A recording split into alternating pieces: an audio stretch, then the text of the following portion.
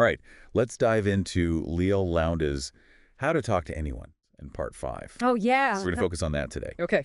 Sounds good. You know, this book is just jam-packed with all these techniques It is, yeah. to help us improve our communication skills, hmm build rapport, and really connect on a deeper level with people. Yeah, and I think what's really interesting about her approach is that she delves into this idea that Mm-hmm. that we're all kind of hardwired for connection, you know? We Yes, have this innate desire for rapport. absolutely. And she really taps into that and gives us practical ways to make that happen. Yeah, she starts right in the preface with this analogy of birds of a feather flock together. Right? Because Yeah. she kind of flips it on its head and says, as humans, Yeah. we have this unique ability to connect with people from all walks of life, Exactly. even if they seem completely different from us at first. Yeah, and I love how she emphasizes that it's not about pretending to be someone we're not. Right. It's about finding those genuine points of connection, Absolutely. even if they're subtle, building those bridges. Yeah, she even mentions a study where they found that, Mm. people who believe they share similar values actually tend to have a higher level of likability toward each other. Right. So there's something to be said about that sense of shared values, Yes. It really sets the stage for those deeper connections. Yeah. And this kind of leads us right into part 5, Okay. which is where she gets into these specific techniques Mm-hmm. to really make people feel more comfortable with us. I like it. And the first one is called Be a Copycat. Oh, okay. Now, I know that might sound Yeah, it sounds a little counterintuitive, Yeah. but she explains it's not about, mimicking someone's every move. Right. It's more about subtly mirroring their body language, Okay. like their posture, their yeah. gestures, even their pace of speech. Right. And she shares this really funny story about her friend Jeannie, Okay. who teaches this seminar called How to Marry the Rich. Oh, wow. Okay. And she says that Jeannie could spot the wealthiest man in a room just by observing how he moved, Interesting. calling it moving like old money. Moving like old money. I know, isn't that interesting? That is fascinating. Yeah. So it really shows you how much we reveal through our body language. We do. Yeah. It's incredible how much we communicate without even realizing it. I know. So think about it. Just by subtly mirroring someone's body language, Yeah. you can create this instant sense of rapport. Right. Like you're speaking their nonverbal language. Exactly. You're on the same wavelength. Yeah. And of course, the key is subtlety. Right. You don't want to be like a blatant copycat. No, it's about finding that balance. Right? Yeah, exactly. Being genuine, but also creating that connection. Yes. Subconsciously. Exactly. Yeah. So the next technique is called echoing. And this is all about reflecting back the language someone is using to build that subconscious rapport. Mm-hmm. Have you ever noticed how good it feels Yeah. when someone really understands what you're trying to say? Oh, absolutely. Like they get it. Yeah. And you feel heard. Yeah. You feel seen. That's the power of echoing. Okay. She gives this example of a car salesman talking to a young mother. Right. And, she's concerned about safety features because she has a toddler. Mm-hmm. And he picks up on that word toddler. Okay. And when he's explaining the safety features of the car, he uses that same word. I see. So it's like you're mirroring their language. Exactly. To build that rapport. Exactly. And it shows that he's really listening. Right. You're demonstrating that you're paying attention. Yes, exactly. Wonderful thing. And echoing can be especially powerful in professional settings, too. Oh, I bet. Imagine you're in a meeting Mm-hmm. and you subtly use some industry-specific jargon that the client uses. Right. It instantly shows you're on their level. Yeah, you speak their language, you understand their world. It builds credibility. Yes, and it's not just about jargon. Okay. It's also about being sensitive to the language people use to describe themselves Mm-hmm. and their experiences. Right. And making sure we're staying updated with evolving terminology. Yes, absolutely. Language is always changing. It is. And it's important to stay respectful and inclusive. Exactly. Like she gives some examples, using pharmacy instead of drugstore. Right. Or childcare worker instead of daycare worker. Okay, yeah. Those subtle shifts can make a big difference. Exactly. It shows that you're paying attention and you're being respectful. Absolutely. And it leads us to the next technique, Okay. potent imaging. Potent imaging. Okay. Yeah, this is all about using analogies Mm-hmm. that resonate deeply with the listener. Okay. You're painting a picture with words, using imagery that they can easily visualize. Right. You're tailoring your communication to your audience. Exactly. And she shares this funny anecdote about Yeah. being in a corporate meeting, Mm-hmm. and they kept using all these football analogies. Oh, okay. And she had no idea what they were talking about Right. because she's not a football fan. Yeah. Yeah. It went right over her head. It did. And it just highlights the importance of using analogies that resonate with the listener's interests and experiences. Exactly. Meet them where they are. Exactly. So if you're talking to a musician, Right. maybe you use analogies about composing a symphony or hitting the right notes. Yeah. Find those creative connections. Exactly. And it makes your message so much more memorable. Absolutely. It sticks with them. Yes. And that brings us to a technique I think we all use instinctively. Okay. But Lowndes encourages us to be more intentional about it. Mm-hmm. It's called empathizers. Empathizers. Okay. You know those little sounds and phrases like uh-huh or yeah, Right. Right. that show that we're listening? Yeah. Those little acknowledgments. Exactly. But Lowndes suggests taking it a step further Okay. and expressing genuine understanding with full sentences. Okay. I see. So instead of just saying uh-huh, Mm-hmm. you might say, I see what you mean, Right. or that must have been challenging. Okay, so you're going beyond just acknowledging. Yes. You're actually showing that you're processing what they're saying. Exactly. You're engaging with them on a deeper level. Right, and that's where empathy comes in. Yes. And that leads us to anatomically correct empathizers. Oh, okay. That sounds intriguing. I know, it's fascinating. Yeah. This is based on the idea that people experience the world primarily through one of their senses. Okay, so like sight, sound, or feeling. Exactly. And Okay. she tells this great story about her roommate, Brenda, Mm-hmm. who was a tap dancer Okay. and incredibly attuned to sound. Right. And she realized that instead of saying, I see what you mean, Uh-huh. phrases like, I hear you, Oh. or that sounds fantastic, resonated much better with Brenda. I see. So it's about tailoring your language Yes. to their dominant sense. Exactly. And it makes such a difference. Yeah, it creates that instant connection. Yeah. It's like you're speaking their language on a deeper level. Yes, So if someone says something looks good, Yeah. you might respond with, I see what you mean, Right. or that paints a vivid picture. Exactly. But if they say something sounds great, Huh. you might say, that resonates with me. Okay. Or it has a nice ring to it. Ooh, I like that. That's good. So it's all about being mindful of those subtle shifts in language. It is. Yeah, it's fascinating how those little things can have such a big impact. I know. And that brings us to the premature we, It's a premature we. which is this brilliant little technique Yeah. that can instantly create a sense of intimacy Okay. and shared experience. Interesting. It's like fast forwarding through those initial awkward stages of a conversation Right. and jumping right into the we're in this together phase. Oh, I see. Imagine you're at a party, right? Yeah. And instead of the usual, how do you know the host conversation starter, Right. you say to someone, wow, they really went all out on the appetizers for us. Okay. Or we're going to need a second dessert table if this keeps up. We're going to need a second dessert table. I like it. Right. Yeah, it's playful, it's inclusive. Exactly. And it creates this instant sense of shared experience. Right, like you're already on the same team. Exactly. Even if you've just met. Yeah, that's powerful.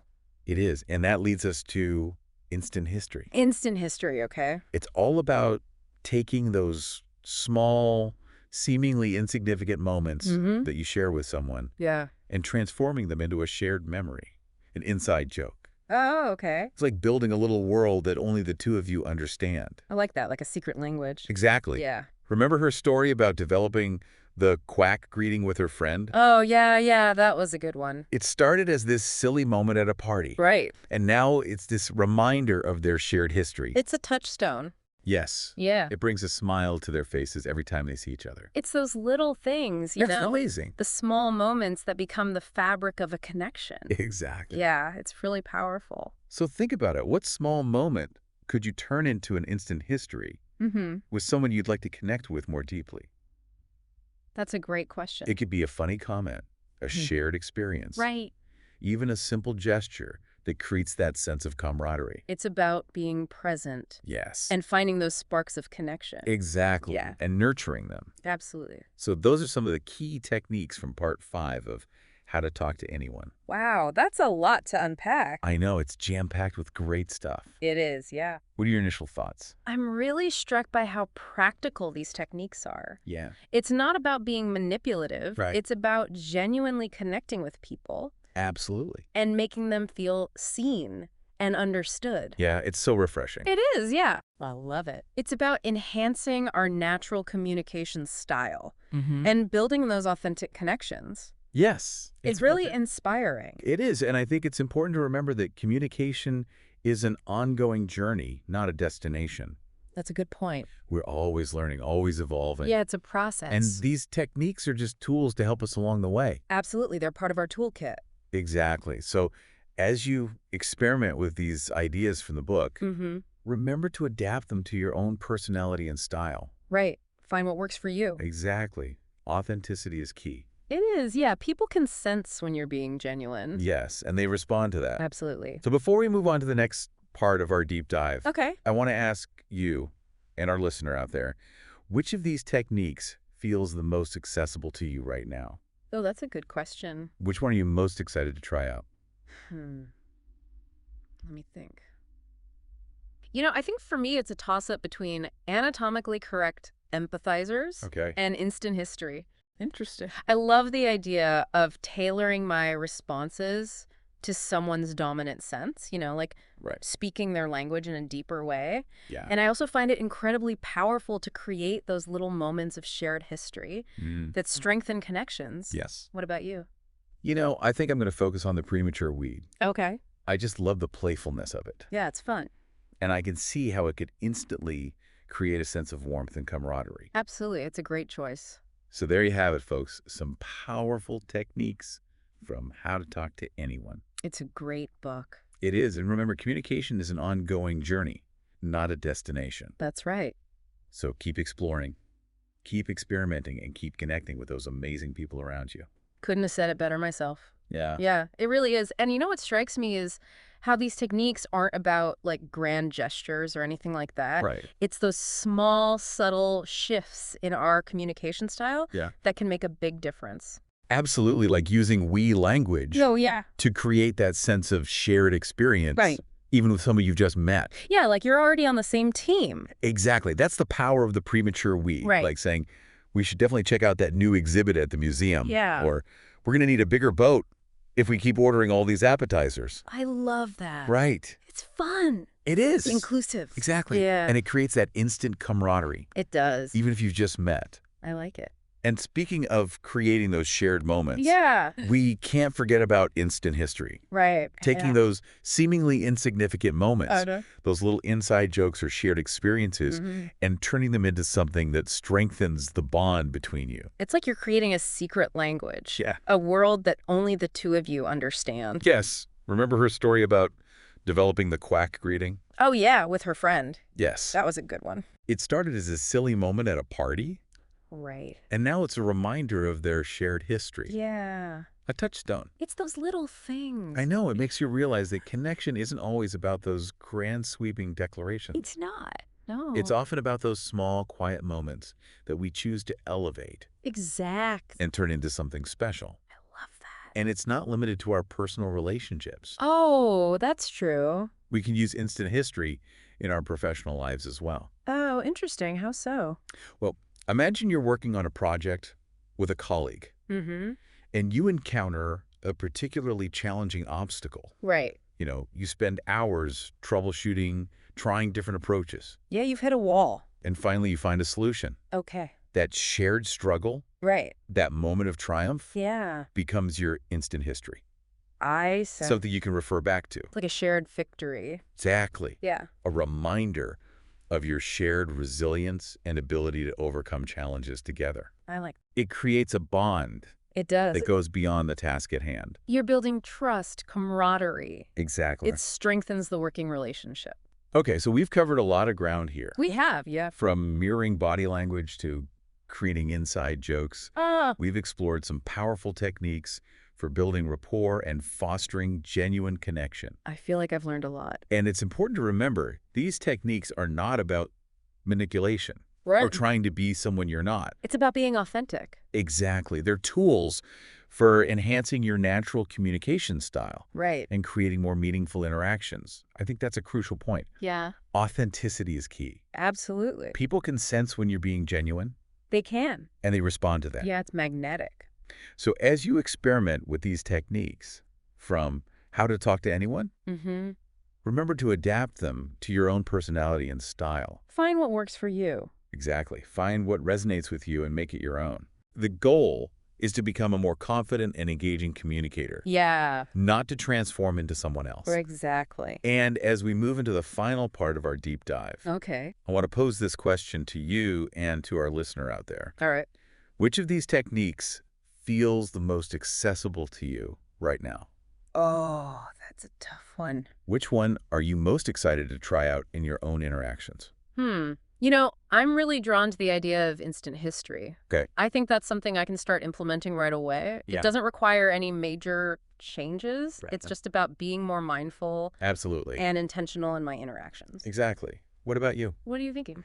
I'm really intrigued by anatomically correct empathizers. Oh, yeah. I think it's fascinating how we can tailor our responses to people's dominant senses. Yeah, it's powerful. It's like speaking their language on a deeper level. It is. I'm excited to experiment with that. I think you'll have a lot of fun with it. I think so too. Well, I think that's a great place to wrap up this part of our conversation. Okay. We've delved into some really fascinating techniques from how to talk to anyone. We have. And I hope our listeners are feeling inspired to put some of these ideas into practice. Me too. So until next time, keep those conversations flowing. And keep connecting. Absolutely.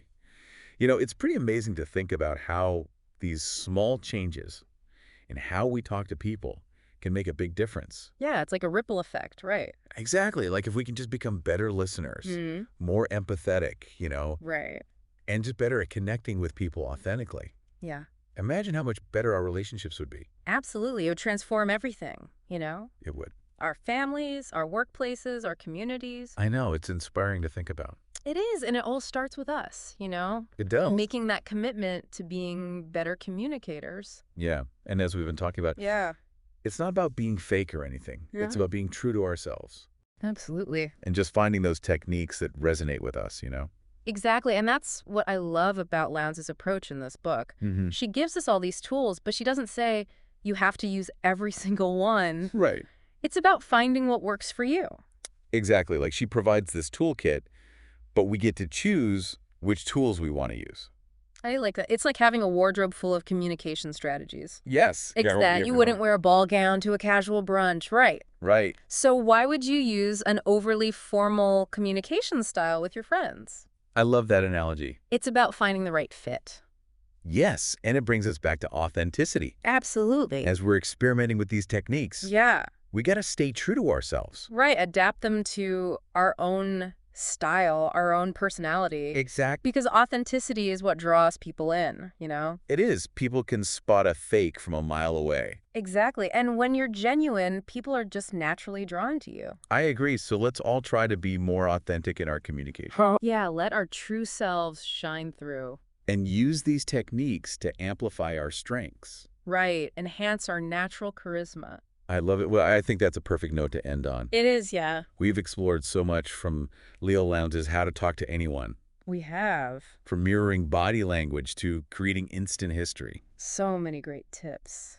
And I really hope our listeners are feeling inspired to try some of these out. Me too. It's been a pleasure diving deep into this with you. Likewise. And remember, communication is an ongoing journey. That's right. It's not a destination. So keep exploring, keep experimenting, and keep connecting. Yes, connect with the amazing people around you. And who knows, maybe you'll even inspire someone to create their own instant history with you. I love that. Until next time, happy communicating. Happy communicating.